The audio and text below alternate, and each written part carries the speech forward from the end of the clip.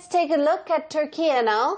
The country has witnessed fiery unrest for the second day in a row after the dramatic arrest of President Erdogan's main rival.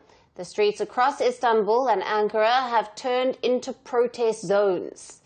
Turkish authorities arrested Ekrem İmamoğlu on Wednesday, just days before the opposition party was supposed to announce him as their candidate for the 2028 presidential run. Yesterday was the second day of Turkish cities pulsing with anger. Angry crowds gathered again last night, more defiant than the day earlier.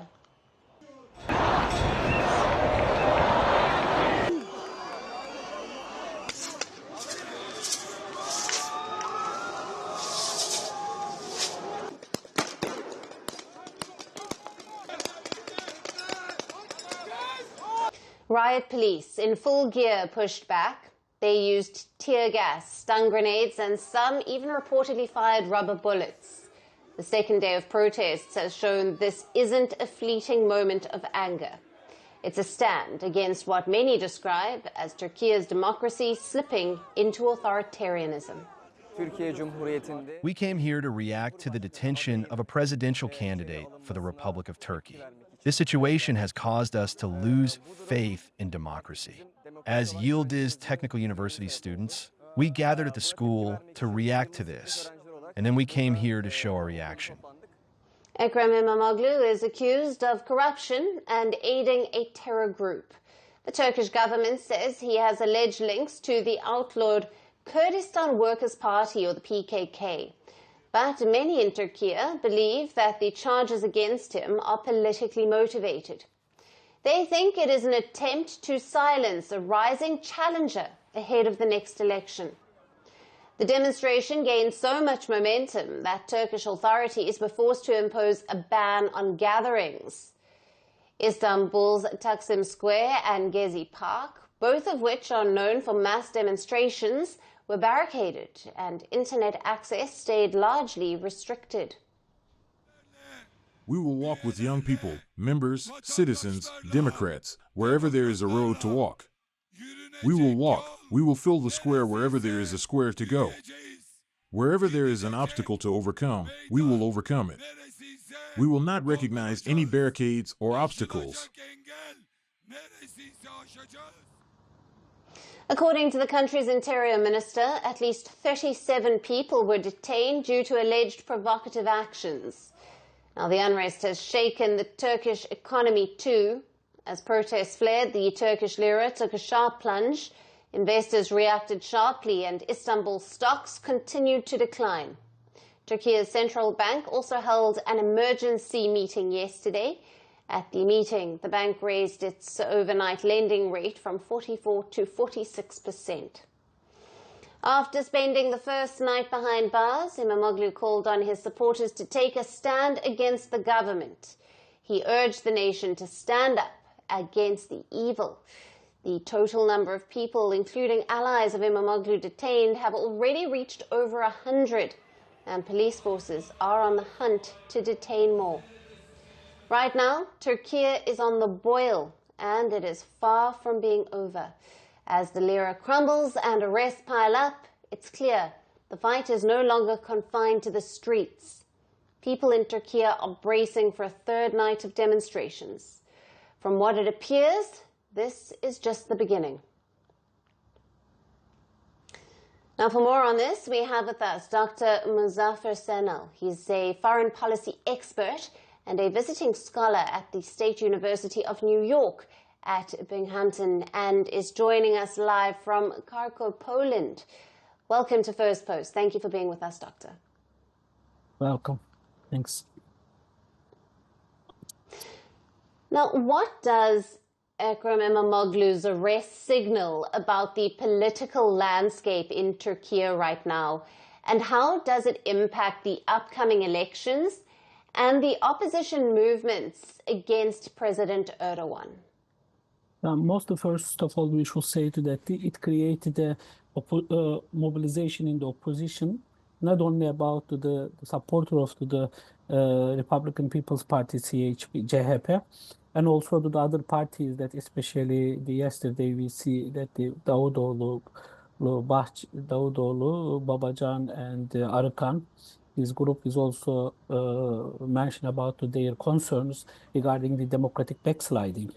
The arrest and the large scales of protest has been held in the major cities, not only in Istanbul or Ankara, but also the other Izmir and also different cities in Anatolia. As a result of this arrest, which inspired the opposition parties and the sympathizers to come together and mobilize them. First, we should understand, we should see that this mobilization that especially looks like let's say, Gezi Park movements and so on, so forth. This is the biggest, after that, after 12 years later, biggest protesters against the government's, let's say, the applications regarding the democratic backsliding. Electoral implications to that. In fact, that it is going to be, Imamoglu is going to be one of the main opposition, that it helps to the most probably that it can be solved or not. We will see in the future, in the coming days, that these charges or the diplomacy, his diploma will be returned back or not. We will see in coming days. Since CHP leader, CHP leader Özgür Özel, that called the sympathizers and the protesters stay in the streets till the end of the Imamoglu will release and his rights will be given back. Therefore, now it created a kind of political turmoil, as you also mentioned in your VTR. It's very obvious that it affects economy very negatively. The foreign direct investments are already stopped, and also the investors are returning. Yes. And stock exchanges fell down around 10%, if I am not wrong, 8.7 or 10 point something like that. It Right. decreased. It affects also the Right. Turkish power against dollar. The currency is weaker and weaker. These Yes. will create the negative implication for the economy. But for the elections, that 3 years Yeah. for now, but we are expecting the early election most probably. That's why the decision has taken now. We will wait the snap election most probably next year, maybe in June. Right. Yes. And Doctor, how have these clashes and the protests following Imamoglu's arrest, how has this affected the domestic stability, and what are the potential diplomatic repercussions for Turkey? I mean, for the domestic instability, it's about the protesters, which will not turn into a violent. I mean, these are the peaceful protests. Therefore, I do not expect such kind of to the big clashes, or let's say, since this is the peaceful one, it will about the government response how this peaceful protest or not.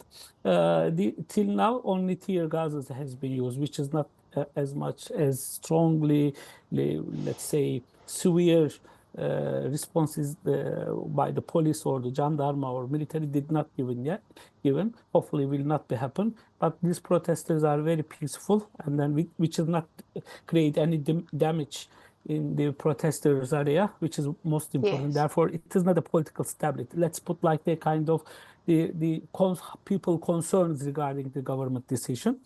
Secondly, about the diplomatic implications, I mean, almost Turkish-EU relations has already been strained, and also there is no negotiations are already somehow stopped before these events. Which will no one expecting such things, since EU and the United States has more important agenda rather than the Turkish democracy and so on and so forth. Therefore, I do not expect any kind of huge international criticism towards Turkey, as Turkey is going to be a kind of ally to as a NATO ally, and West wants to keep Turkey in its line. Therefore, there will be no big criticism will come, but international humanitarian institutions, which will be created, especially human rights organizations and international observers, have condemned already Imamoglu arrest, and they are politically motivated to move the suppress the dissent, drawing parallels of authoritarian regime. Turkey is already going to an authoritarian regime for sure. That democratic backsliding is taking place. These incidents may strain the Turkish relations with Western allies, but which is not so much strained that because they have their own agenda regarding Russia and Ukrainian crisis and Trump's policy about those issues, which is a kind of while we are living in the leadership world, Erdogan and Trump's and Putin, their friendship is keeping this criticism very low level from US, and the EU has as well that related to the Ukrainian crisis. Right. Yep. Thank you very much for being with us on First Post. You're welcome. Thank you. Good afternoon, Prime Minister Lakshmi. Good afternoon. Making headlines in India well before you landed here. New Delhi has raised concerns in the recent past vis-a-vis the Khalistani separatists that operate in New Zealand. How do you propose to address these concerns? In our democracy, we believe in the freedom of speech. Organizations like the Al-Qaeda or ISIS were to hold a referendum in New Zealand, something related to one of your Western partners. Would you say the same? We have very well-defined laws in our democracy. No specific conversation on Khalistan on this visit. It was raised with me. I also raised back our position. Are you willing to be open to these concerns from New Delhi? As I keep coming back to you to say, we have strong laws in our system.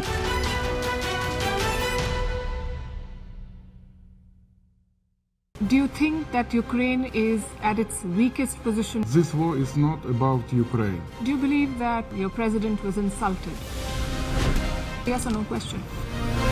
Is Ukraine prepared to pay the price for that peace? No compromises at the cost of territorial integrity and sovereignty. Diplomacy will work? Yes. Do you think Russia will give up the territory if there is no ceasefire? Do you propose to keep fighting? We are ready to resist. Do you think there will be peace? Many countries gave us 3 days. President Trump said you don't have any cards. We do not have another choice. How do you keep fighting? You are asking me once again the same question. Because you've not answered my question. We have enough capacities to keep fighting.